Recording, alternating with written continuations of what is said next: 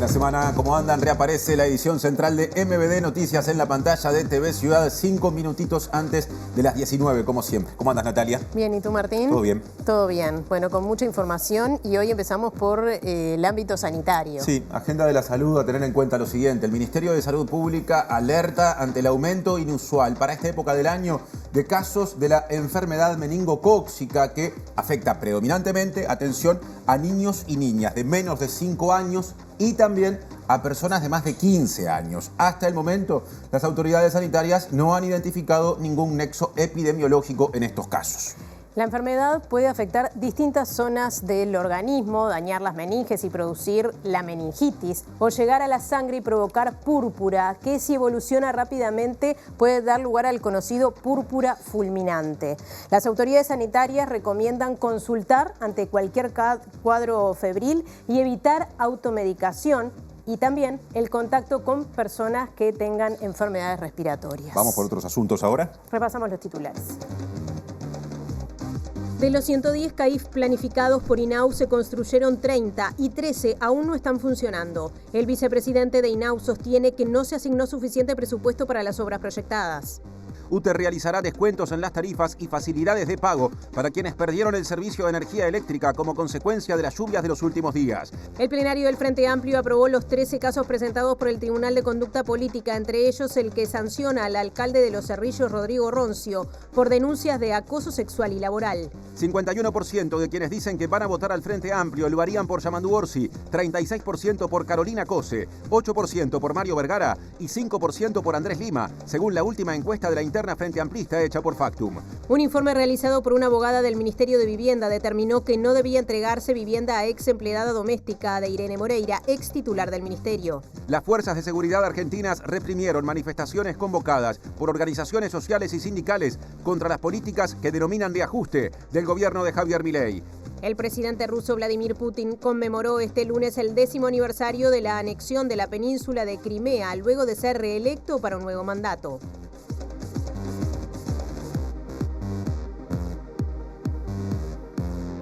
Recordemos que además de vernos a través de la pantalla de TV Ciudad, nos pueden ver en vivo por tvciudad.uy y por YouTube. Y también nos pueden escuchar por Uniradio, uniradio.edu.uy o 107.7 FM. Salimos del estudio, Martín.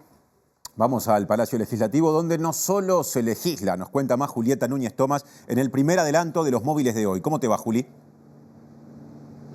¿Cómo estás, Martín, Natalia? Buenas tardes. Así es, como lo decías, Tincho, aquí no solamente se legisla, también se discute y se proyecta para el futuro. Estamos hablando de que en esta jornada y en estos minutos en realidad se está desarrollando un conversatorio sobre inteligencia artificial y educación que promueve la Comisión de Innovación, Tecnología y Ciencia de la Cámara de Diputados, y se está reflexionando justamente sobre los impactos que la inteligencia artificial puede tener sobre la educación, y no solamente en términos positivos, sino también sobre los riesgos. Vamos a estar hablando con uno de los expertos que coordina el posgrado de Robótica e Inteligencia Artificial, que es trinacional entre Uruguay, Argentina y Brasil, y nos va a estar hablando justamente sobre una investigación que desarrollaron sobre la inteligencia artificial en las aulas.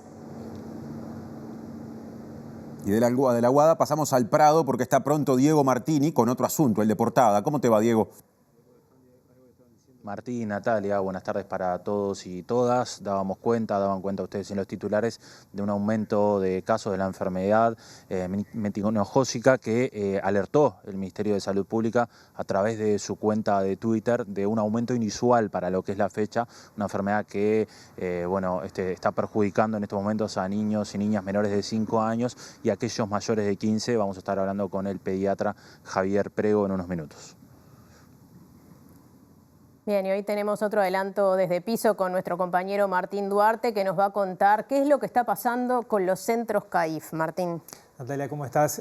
Sí, lo veíamos en portada de 110 centros CAIS proyectados justamente para el periodo 2022-2024. Bueno, se construyeron apenas 30 y de esos 30 la particularidad que solo 17 está funcionando. Esta noticia surgió sobre todo a principios de febrero de 2023 y hoy le vamos a estar poniendo un poco también de cara a cuál es la situación de algunos vecinos, en particular del barrio Cotravi, a los cuales se les cerró un centro justamente de atención y bueno, no tienen variables para poder en definitiva contener a los hijos, sobrinos y nietos en la zona. Otro adelanto, Romina Celeste Papazo fue denunciada por el colectivo Mundo Afro por dichos discriminatorios contra Edgardo Ortuño y dijo que la quieren censurar por su forma de hablar, mientras que Ortuño, exdirector de OCE, por su parte llamó a combatir los discursos de odio.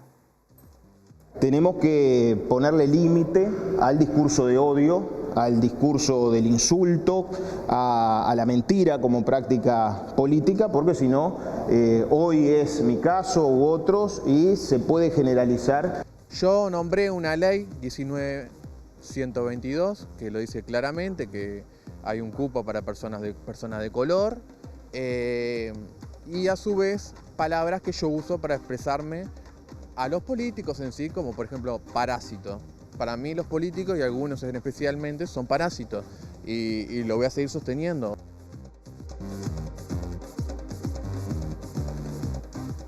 Bueno, vamos ya mismo al contacto con nuestro compañero Diego Martini, que va a desarrollar un poco más a partir de esta noticia, este comunicado del Ministerio de Salud Pública por el aumento de casos de enfermedad meningocócica. ¿De qué se trata? ¿Cómo se previene? Diego, contanos. Bien, compañeros, como adelantábamos entonces, esto fue difundido a través de las redes del Ministerio de Salud Pública, donde señalaron que hay un aumento de esta enfermedad que es inusual para esta época. Y para hablar de esto estamos con el pediatra Javier Prego, a quien le agradecemos por estos minutos. Javier, ¿qué es la enfermedad meningocócica? ¿Cómo se transmite? ¿Cómo se previene? Bueno, es una enfermedad infecciosa producida por una bacteria, el meningococo, del cual hay varios tipos. Es una enfermedad que se transmite por gotitas, o sea, por el habla, por la tos, se transmite por gotitas.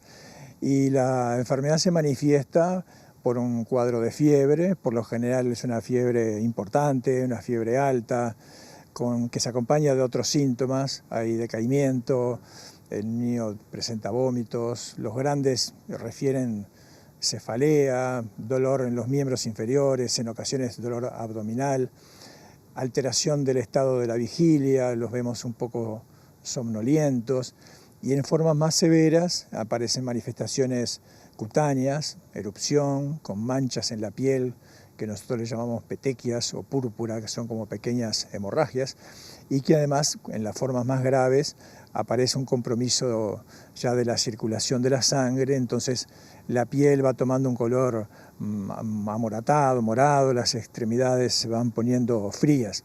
¿No suele ser habitual en esta época? Bueno, es una enfermedad que todos los años hay casos, hay decenas de casos y lamentablemente todos los años hay casos fatales. Se puede presentar más a veces en los cambios de estación tipo primavera, pero es una enfermedad que puede estar en cualquier época del año. ¿Cómo se previene? Bueno, hay medidas de prevención, de cuidados generales, podríamos decir, de buena ventilación de los espacios ambientales, lavado de manos, la vacunación contra la gripe, que también nos protege indirectamente, y después hay disponibilidad de vacunas. La vacunación en el Uruguay no es una vacunación sistemática, o sea, no es una vacunación para todos los niños actualmente. Está dirigida a algunas poblaciones especiales de niños que tienen enfermedades crónicas, enfermedades que afectan su inmunidad, pero que también está disponible en función de una vacuna que muchos pediatras pueden recomendar, está disponible en el Uruguay, es una vacuna que tiene un costo, las familias que pueden acceder pueden recibirla.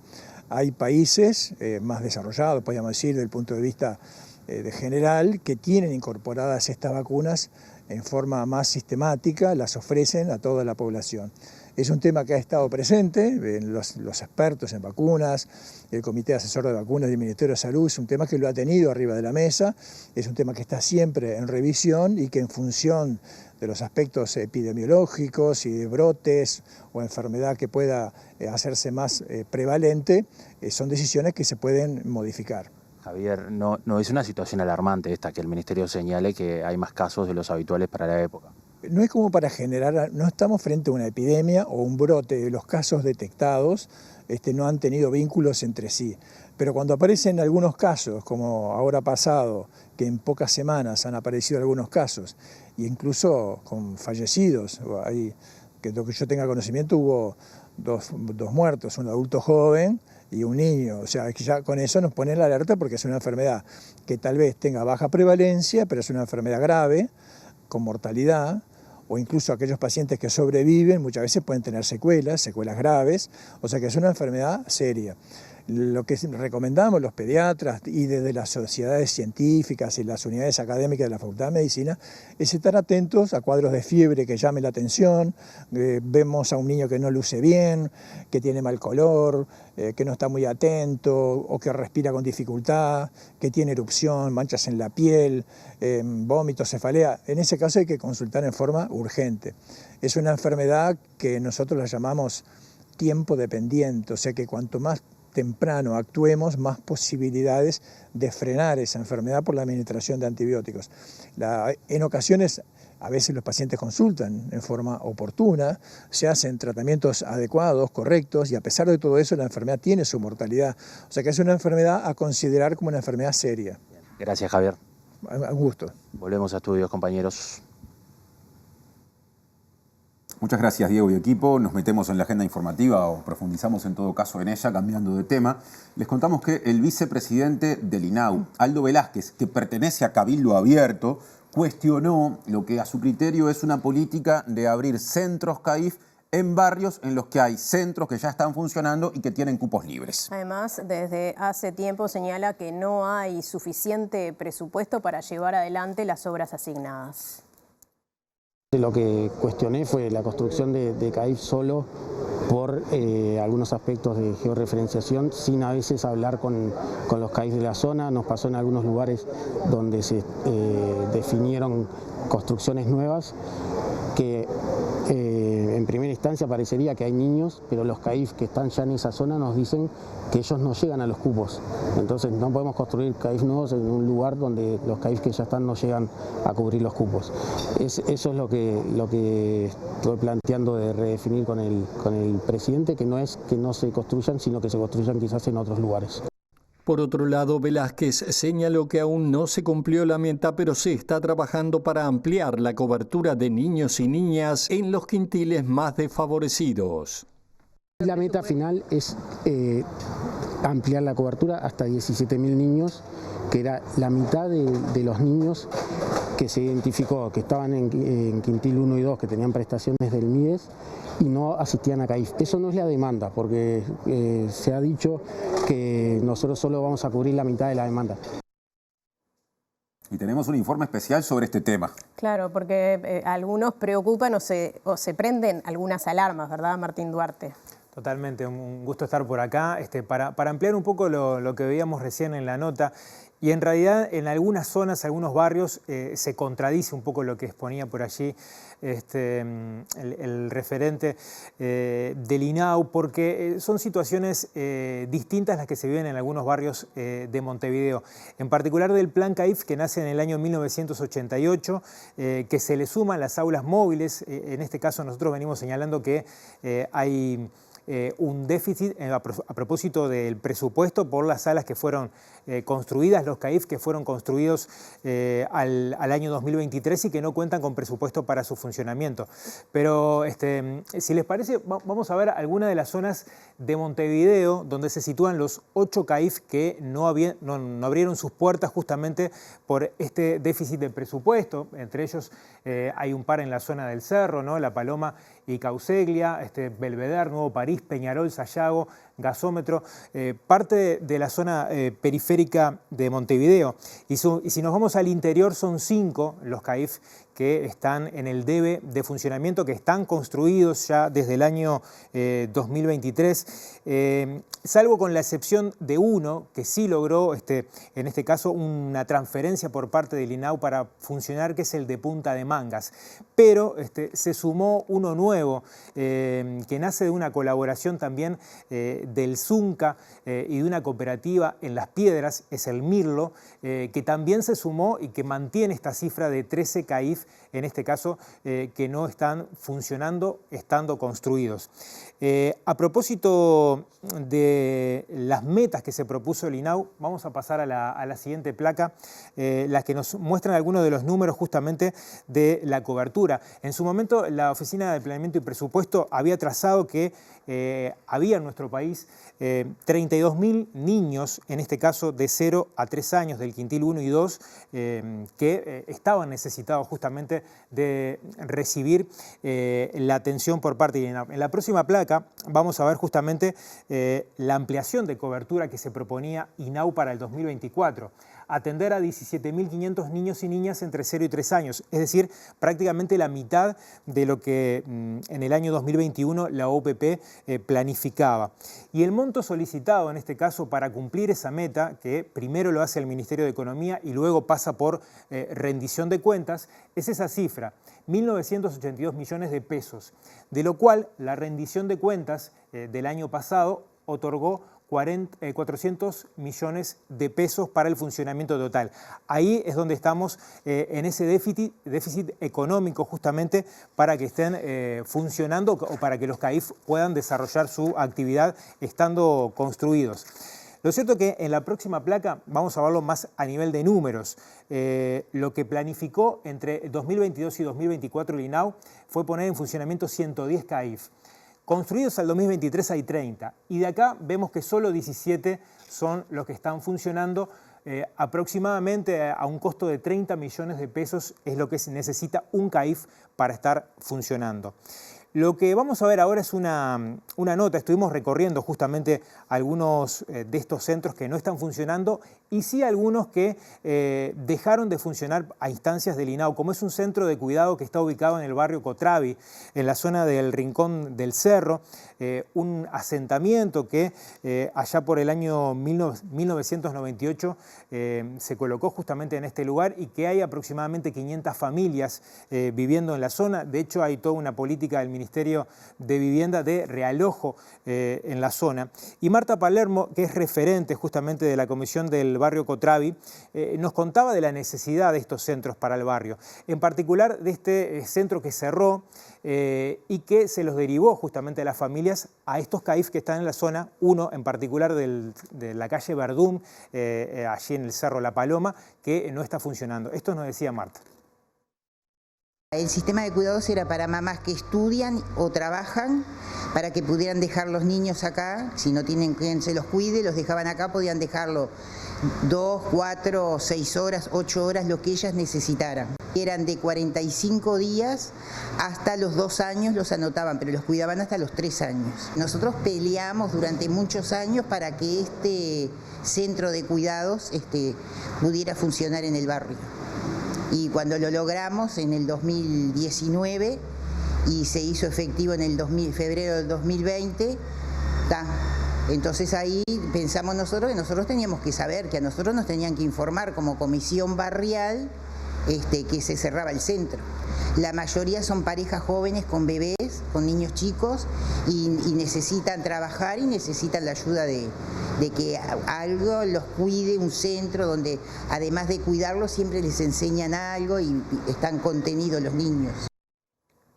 Bueno, ¿qué pasa entonces con esas familias, muchas parejas jóvenes, como decía la vecina recién, Martín? Totalmente, y que de hecho tienen que salir muchas de esas familias a trabajar y una gran contención era este centro de cuidados que había allí en la zona del barrio Cotravi, que sobre enero de este año se enteraron que bueno, dejaba de funcionar. A los vecinos se les solicita que se inscriban justamente en los CAIF de la zona. Lo particular que hay uno que no está funcionando, que mostrábamos imágenes al principio, y hay otro que está sobrepoblados poblado, perdón. De hecho, hay una lista de espera muy importante justamente para estar obteniendo algún lugar allí. Conversamos ahora con Carlos Correa, que es presidente de la comisión del barrio Cotrabi y que de alguna forma daba cuenta de ponerse en el lugar del otro. De hecho, los vecinos enviaron una carta al INAU para tratar de restablecer este centro que funcionaba con el trabajo de una cooperativa.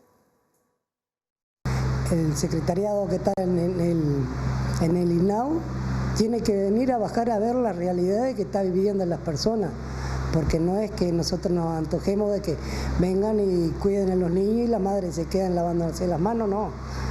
Digo, eso es un derecho para los niños, porque hablan tanto de la niñez, de los niños, pero digo, ahí es observar un derecho de los niños y del trabajo de los padres como el servicio que tenía la cooperativa. Se está regularizando el barrio. Digo, están los proyectos, están haciendo los trabajos y todo lo demás. Ahora más que nunca se necesitaba el servicio de sistema de cuidado, porque va a haber movimiento de maquinaria, un montón de cosas. Los padres tienen que ir a trabajar a donde dejan esos niños. En el año 2012 el Ministerio de Vivienda, Ordenamiento Territorial y Medio Ambiente adquirió los terrenos del barrio Cotrabi y comenzó a planificar el desarrollo allí de una política de viviendas que dentro del programa de mejoramiento de barrios comenzó a concretarse en este 2024.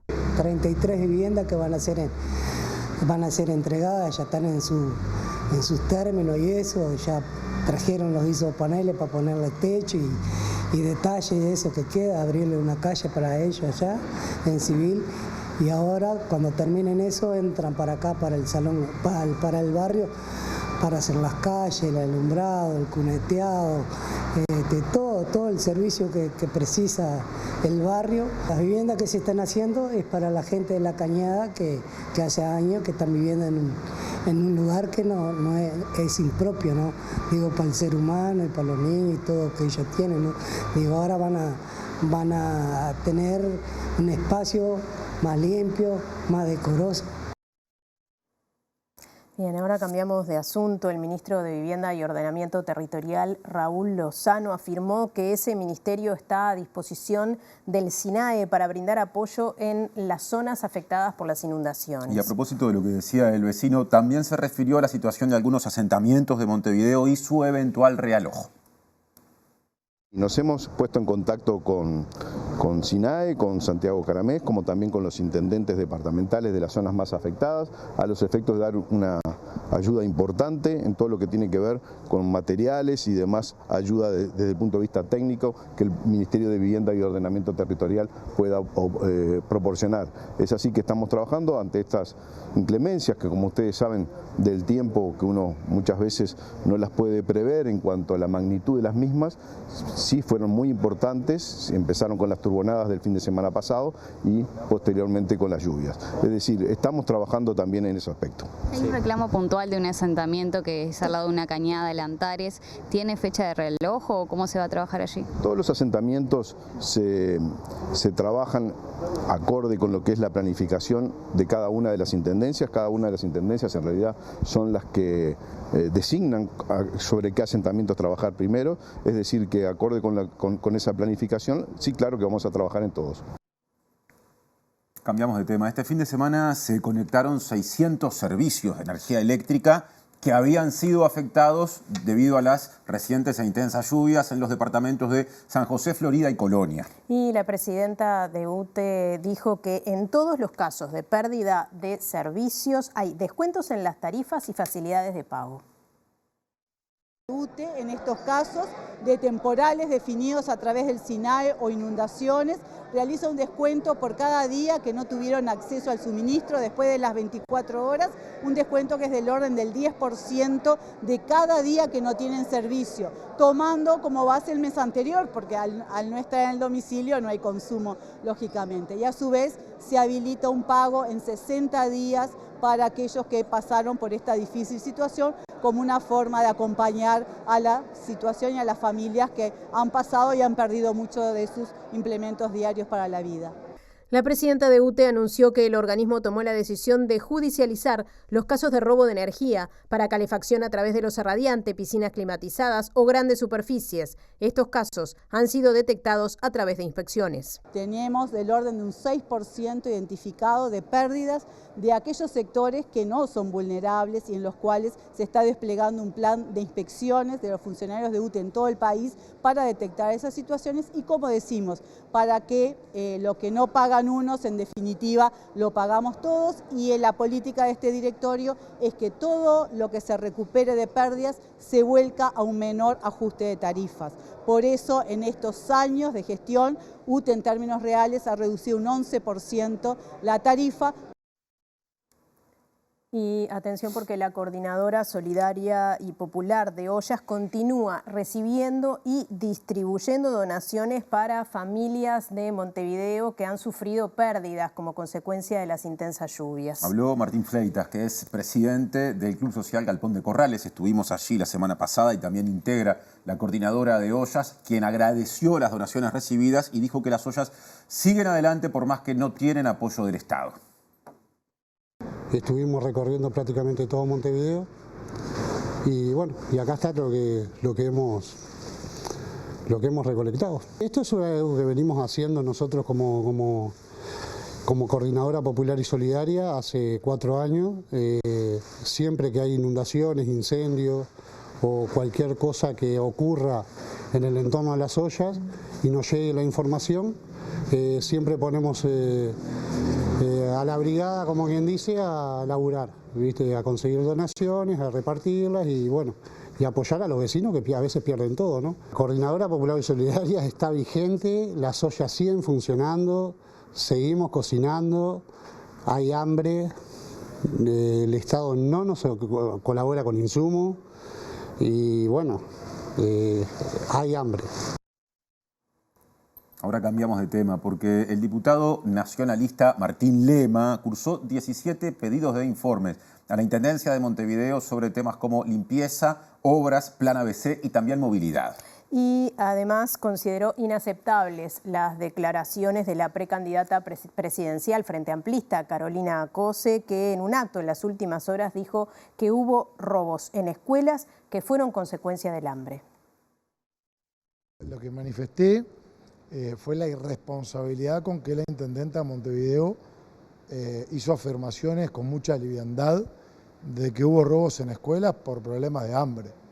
Es inaceptable que sea una referencia de esas características. La intendenta, en vez de ocuparse de Montevideo, aunque siga siendo la intendenta, se toma licencia para decir esos disparates.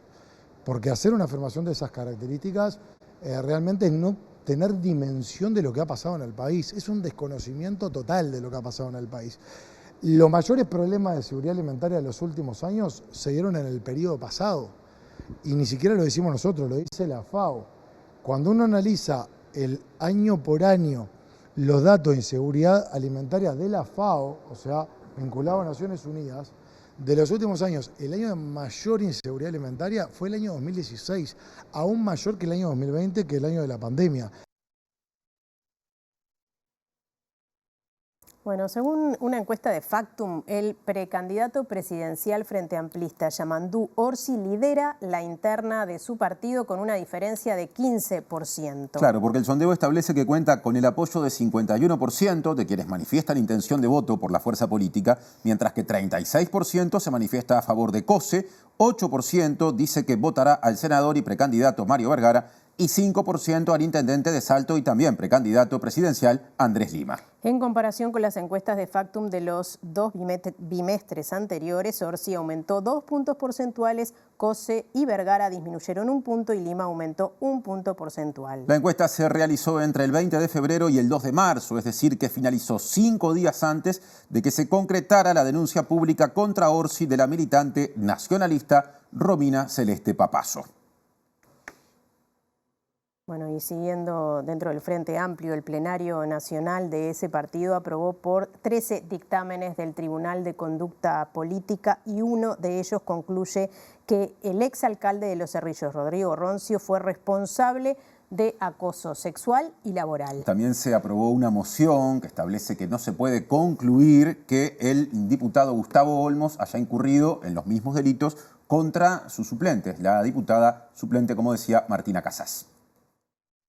En el caso de la denuncia de Casás contra Olmos, el Tribunal de Conducta Política dictaminó que no había elementos suficientes para comprobar la existencia de acoso sexual en el ámbito laboral. Según informó La Diaria, el plenario consiguió las mayorías para aprobar una moción que sustituyó el verbo comprobar por el verbo concluir, es decir, que finalmente la fuerza política expresó que no se puede concluir que haya ocurrido lo denunciado por Casás. Según un fragmento del dictamen, el tribunal estableció que el diputado y su suplente tenían un vínculo de afecto recíproco normal. Si bien la diputada expresó que no se opuso a las prácticas que finalmente denunció, porque no tuvo oportunidad de hacerlo, el tribunal estableció no tener indicios para determinar que algo le hubiera impedido manifestarse en contra. De todos modos, el acuerdo alcanzado entre las bases y los sectores en el plenario contempló que el asunto pueda ser reconsiderado si a futuro la justicia falla en favor de Casás. Para arribar a este acuerdo fue clave un informe de 2 expertas en violencia de género, que está incluido en el dictamen. Esta salida fue impulsada por sectores como la vertiente artiguista. Otro de los dictámenes del Tribunal de Conducta Política aprobados por el plenario fue el que concluyó que el exalcalde de la localidad canaria de Los Cerrillos, Rodrigo Roncio, acosó sexualmente a militantes frente amplistas. Roncio fue inhabilitado para integrar la fuerza política por 5 años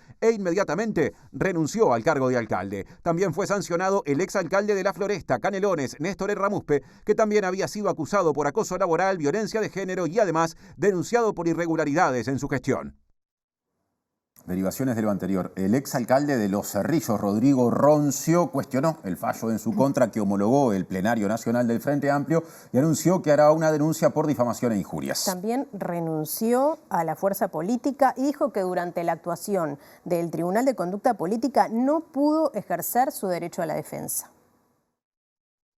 Cuando a mí me notifican de esto, hace un tiempo, comienzo a tratar de generar la defensa, la cual, por irregularidades que tuvo el Tribunal de Conducta Política del Frente Amplio hacia el proceso que establece el protocolo del propio Frente Amplio, es un proceso que ha tenido varias irregularidades. Yo tuve 5 comparecencias, hice 5 respuestas porque me iban dando la información de a poquito, no me permitió nunca articular una respuesta en global, y a su vez le hice una nota al Frente Amplio, que es esta, donde manifiesta todas las irregularidades del propio tribunal. Entre esas irregularidades, que cuando llaman a uno de los testigos que yo había propuesto, le informan a este testigo que no fuera a declarar porque ya estaba todo manejado, ya estaba todo resuelto.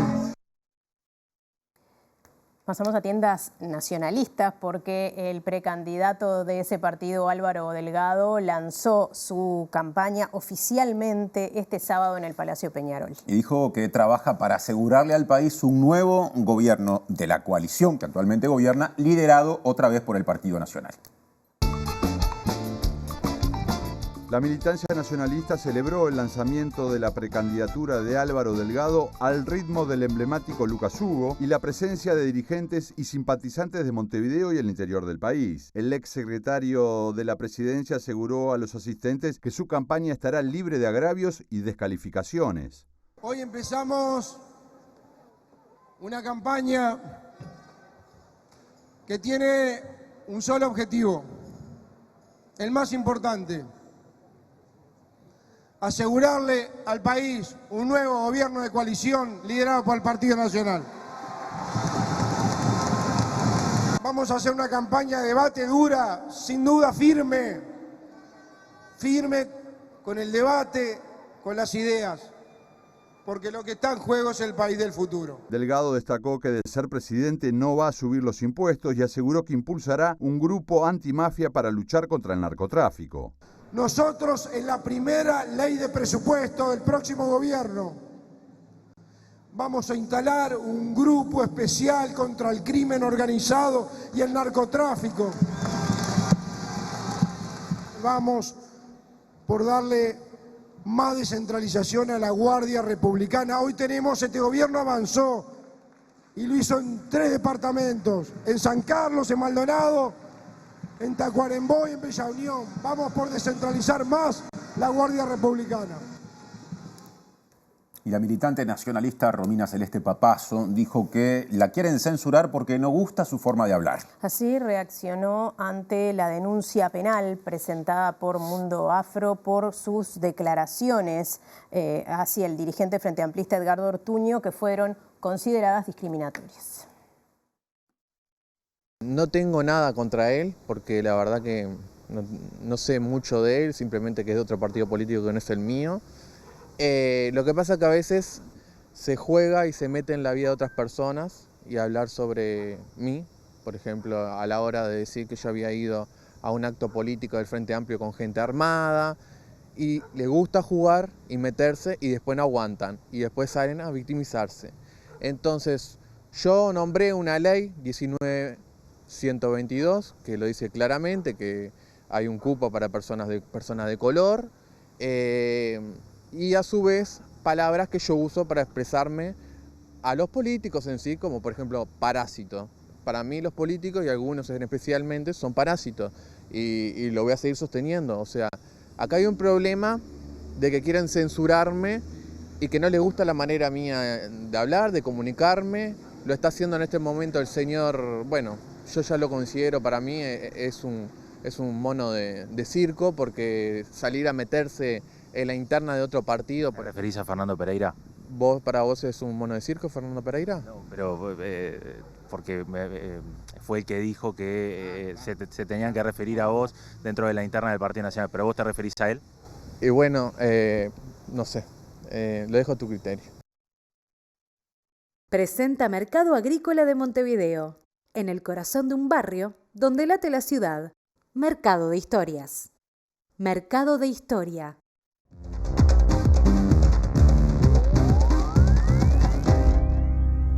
¿Qué tal? Buenas noches. Antes de meternos de lleno en el panorama internacional y empezando por Argentina, hay que decir que el arquero uruguayo Sebastián Sosa y los 3 jugadores de Vélez acusados de violar a una joven de 24 años están detenidos hasta por lo menos el próximo miércoles, en que se lleve a cabo la audiencia en la provincia de Tucumán, donde ocurrieron los hechos. Por otra parte, la directiva de Vélez Sarsfield ha cesado o ha suspendido los contratos de todos estos jugadores hasta tanto se termine con todo este proceso, así que Sebastián Sosa y sus compañeros de Vélez van a estar detenidos por lo menos hasta el miércoles. Después veremos qué decide la justicia argentina. Y hablando de la Argentina, hoy fue una jornada particularmente agitada en virtud de que se llevó adelante una movilización con piquetes en 500 puntos del vecino país, particularmente en Buenos Aires, donde se dieron los hechos que suscitaron mayor violencia en los ingresos a la capital federal, tanto en el puente Pueyrredón desde el sur como en el puente Saavedra en el norte de la capital. Allí protestaban justamente por las políticas de recorte de Javier Milei, por el hambre que, según dicen, están padeciendo miles de argentinos, efectivamente, porque bueno, esos recortes han afectado particularmente los comedores populares. Organizaciones sociales argentinas salieron este lunes a las calles para protestar contra el ajuste del gobierno de Milei en una jornada en la que estaban previstos 500 cortes en todo el país, incluidos los principales accesos a la ciudad de Buenos Aires desde el conurbano, registrándose los principales incidentes en los puentes Pueyrredón y Saavedra. Una acción común entre los organizadores de la Unidad Piquetera y la Unión de Trabajadores y Trabajadoras de la Economía Popular llamó a efectuar cortes en rutas y puntos neurálgicos para reclamar por el desabastecimiento de los comedores populares, contra los despidos y el crecimiento de la pobreza y la indigencia. Las organizaciones denuncian que el gobierno, que este martes cumplirá 100 días, cortó la provisión de alimentos a más de 45.000 comedores populares en todo el país, al que acuden familias que no llegan a fin de mes, argumentando que el recorte de las partidas de alimentos para los comedores es implementado en nombre de un ataque a los intermediarios y un ahorro fiscal para garantizar el pago de la deuda externa y los negocios capitalistas. Los incidentes más graves se dieron en las entradas a Buenos Aires por el puente Pueyrredón, acceso sur desde la localidad de Avellaneda, y por el puente Saavedra, ingreso norte en el límite con Vicente López, donde hubo altercados entre integrantes de la Policía Federal y manifestantes en el intento de estos por cortar la vía pública, algo prohibido en el protocolo de seguridad implementado por el Ejecutivo de Javier Milei. No hubo novedades en las elecciones en Rusia. Luego de 3 días, Vladimir Putin se impuso con el 87% de los votos y de esa manera se ha convertido en el líder ruso que más tiempo ha permanecido en el poder, superando al propio Joseph Stalin. Esto en el marco de una celebración que se dio en el día de hoy para conmemorar los 10 años de la anexión de Ucrania, con una celebración que se llevó a cabo en la Plaza Roja, que ya fue una buena oportunidad para celebrar ese triunfo y reafirmar los deseos de Rusia de seguir manteniendo la península de Crimea dentro de su territorio. El presidente Vladimir Putin, que subió al escenario acompañado de los 3 candidatos a los que se enfrentó en las elecciones presidenciales, felicitó a los rusos y especialmente a los crimeos por la efeméride, destacando que Crimea no es solo un importante territorio desde el punto de vista estratégico y que sus habitantes son el orgullo de Rusia. Recordó que Crimea es conocida como un portaaviones indestructible y que los habitantes de la península ucraniana nunca olvidaron sus vínculos históricos con la madre Rusia, pese a que desde 1954 pertenecieron a Ucrania, y tuvo palabras para los residentes de las 4 regiones anexionadas por Rusia, cuyo destino admitió resultó ser mucho más difícil y trágico. En el poder desde el último día de 1999, Vladimir Putin, de 71 años, está ahora en camino de convertirse en el líder ruso que lleva más tiempo en el poder en más de 2 siglos, luego de ser reelecto con el 87,28% de los votos en comicios que se celebraron durante 3 días. Es un resultado verdaderamente excepcional para el presidente Putin, dijo el portavoz del Kremlin Dmitry Peskov, quien rechazó de manera categórica las dudas occidentales sobre la legitimidad de los comicios y sostuvo que el nivel de apoyo popular es una victoria absoluta y una confirmación de la aprobación de la política del presidente ruso. La FAO, el Programa Mundial de Alimentos y la ONU en general han vuelto a advertir sobre la situación de hambruna que se vive en Gaza y que si no se toman acciones rápidamente, la situación será cada vez más catastrófica, acusando justamente a Israel de no permitir el ingreso de ayuda humanitaria. El alto comisionado para Asuntos Exteriores de la Unión Europea, Josep Borrell, dijo que con estas acciones Israel ha convertido a la Franja de Gaza de ser la cárcel a cielo abierto más grande del mundo a ser el cementerio a cielo abierto más grande del mundo. El organismo de Naciones Unidas afirmó que más de la mitad de la población de Gaza, alrededor de 1.100.000 personas, padecen una inseguridad alimentaria catastrófica y prevé que la hambruna se produzca en cualquier momento desde ahora y hasta mayo del 2024. La gente se está muriendo de hambre en este momento y la velocidad con la que esta crisis de hambre y malnutrición provocadas por el hombre que ha arrasado Gaza es aterradora, dijo la directora del Programa Mundial de Alimentación, Cindy McCain, quien reclamó acceso inmediato y completo al norte de la franja, porque si se espera que se declare la hambruna será demasiado tarde y miles más morirán. El organismo de la ONU recuerda que ha pedido repetidamente que se adopten medidas urgentes para salvar a la población de Gaza, donde la intensificación de las hostilidades ha interrumpido el suministro de agua, alimentos y combustible, lo que ha provocado el colapso de todos los sectores relacionados con la alimentación, incluidos la producción de hortalizas, la ganadería, la pesca y la acuicultura.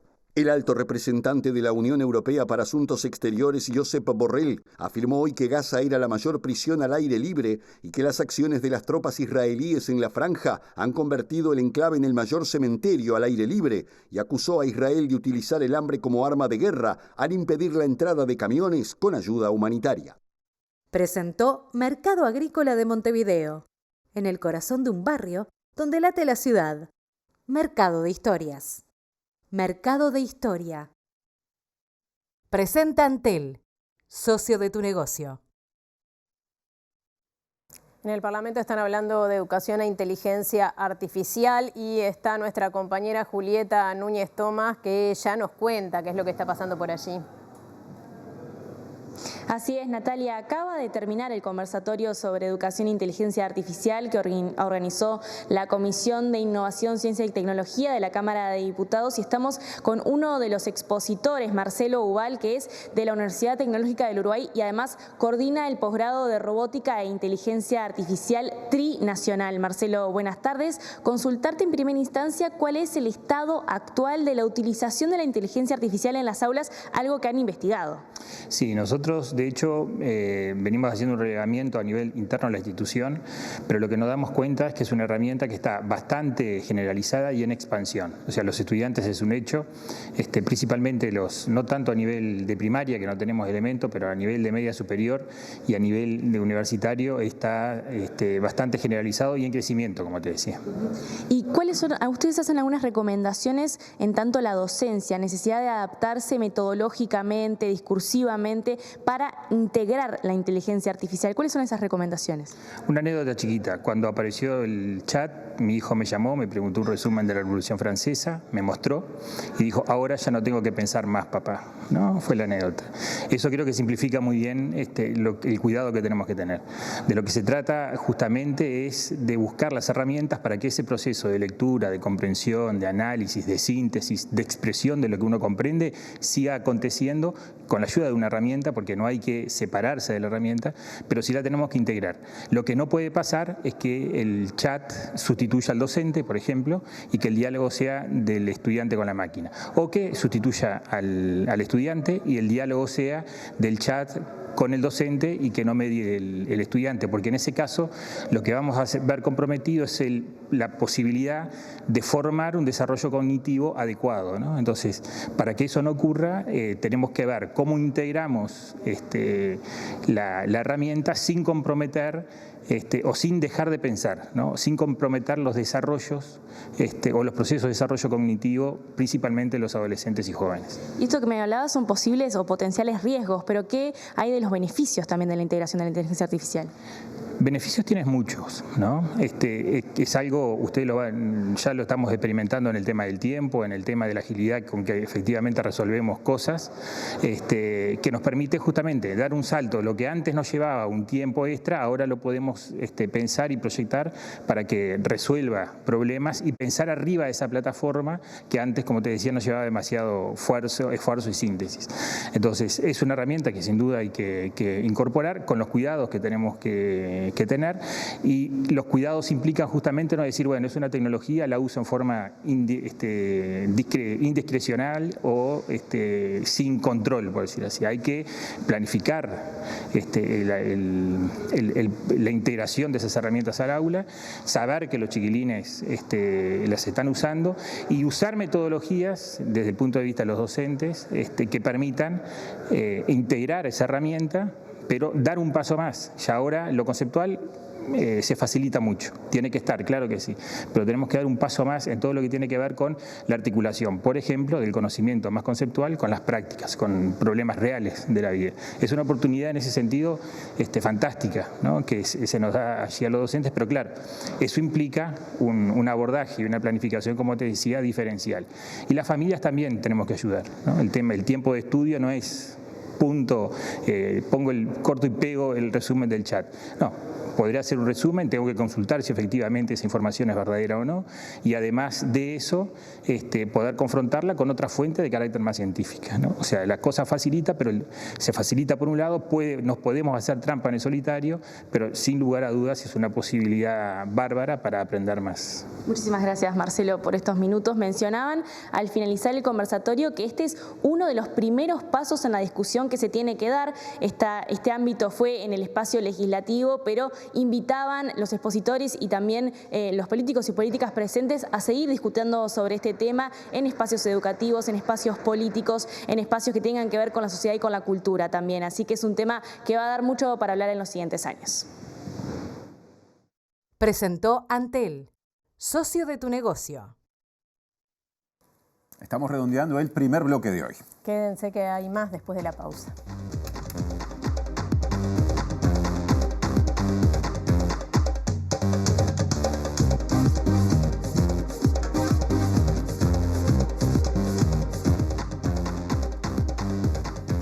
Segundo bloque en MB Noticias. Les contamos que un informe elaborado por una abogada del Ministerio de Vivienda y Ordenamiento Territorial establece que no se le debió entregar una vivienda a una mujer que en su momento fue empleada doméstica de la exministra y ahora senadora cabildante Irene Moreira. Según el documento, la beneficiaria no cumplía con los requisitos establecidos para acceder a la vivienda. El informe al que accedió el diario El País se realizó en el marco de una investigación administrativa tras la entrega de viviendas por adjudicación directa. En este caso, según el dictamen, no correspondía entregar una vivienda a la ex empleada doméstica de Irene Moreira. La vivienda, ubicada en Belvedere, se otorgó bajo el plan de alquiler con opción a compra. La beneficiaria no estaba en situación de emergencia habitacional, que era uno de los requisitos establecidos en la normativa. Además, se dio una solución de carácter definitivo y no transitorio que podía haber sido un subsidio de alquiler. El actual ministro Raúl Lozano, en una resolución ministerial, determinó que la actuación de Moreira no fue ilegítima, aunque sí hubo irregularidades. La beneficiaria durante un año fue empleada doméstica de Moreira entre el 12 de julio de 2013 hasta el 10 de julio de 2014, así como también trabajó para la Agrupación Nacional Herrerismo del Partido Nacional entre 2010 y 2013. OCE renovó un contrato por más de 40 millones de pesos con la cooperativa Hard Work en Salto y se señala que está integrada por varias personas militantes del Partido Nacional. Por eso, desde la bancada Frente Amplista de la Junta Departamental Salteña se va a hacer un pedido de informes. Todo comenzó con 15 operarios, de los cuales 10 eran socios y 5 contratados externamente.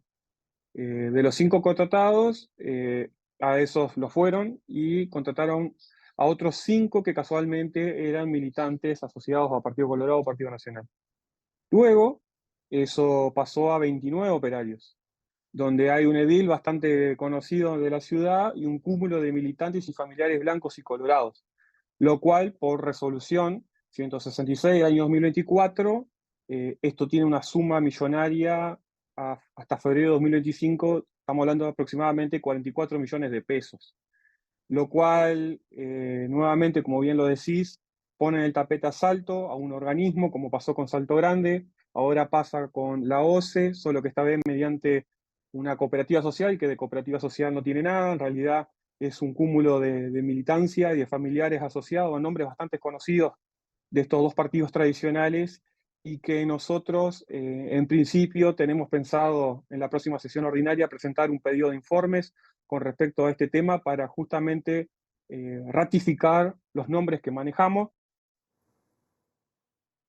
Otro asunto, ahora en San José, porque durante las recientes inundaciones que se generaron en ese departamento producto de las lluvias hace pocos días, la corriente arrastró a unos contenedores que habían sido instalados y usados durante la crisis hídrica del año pasado. A partir de la preocupación de la población, la bancada Frente Amplista en la Junta Departamental recordó que se había advertido acerca del riesgo ambiental derivado del uso de esas estructuras. Este fin de semana, vecinos y vecinas realizaron una conferencia de prensa a orillas del río San José, alertando sobre el riesgo ambiental tras constatar la existencia de contenedores usados durante las obras para llevar agua al río Santa Lucía en plena crisis hídrica del año pasado. De acuerdo al informe que se hizo por parte del Ministerio de Ambiente, en su momento era que iba a haber un retiro paulatino. Es decir, digamos, un plan de abandono. Evidentemente, digamos, en forma irónica, sí hubo un plan de abandono porque quedó todo, los contenedores, digamos, de las obras, y esos contenedores son los que están flotando hoy en día, ¿no? Con todo el riesgo que implica, ¿no? Y bueno, como se hablaba allí, y bueno, y había registro, naturalmente, de filmaciones y fotos y demás, de que nosotros no faltamos la verdad, sino que lamentablemente se comprueba de que los contenedores fueron abandonados. Lo único que sacaron, para entender, lo único que sacaron fueron esas 10 bombas que, digamos, que estaban en la obra, y bueno, lo otro quedó todo bajo agua. Y ahora el pronóstico del tiempo, sí, ya de salida, Natalia. Sí, no tenemos muy buenas noticias nuevamente, porque mañana ya hay probabilidad de precipitaciones, pero sobre todo va a estar nuboso durante todo el día y luego empeora. Mañana 19 de marzo, 21 grados de mínima, 26 de máxima. Claro, porque para el martes se habla de probables precipitaciones. Ya para el miércoles se habla de tormentas en capital y cercanías, mínima 23, máxima 26. Bien, bueno, y nos estamos yendo, como todos los días, les hacemos la invitación de que se queden en la pantalla de TV Ciudad porque ya llega al lado B. Claro, y mañana, como siempre, tendremos las 3 informaciones o ediciones informativas habituales. Por la mañana, 8 de la mañana, luego a las 13 horas y a las 19, o mejor dicho, 18:55 nos reencontraremos. Lo tenemos que subrayar nosotros también. Eso mismo. Bueno, hasta mañana. Gracias por estar.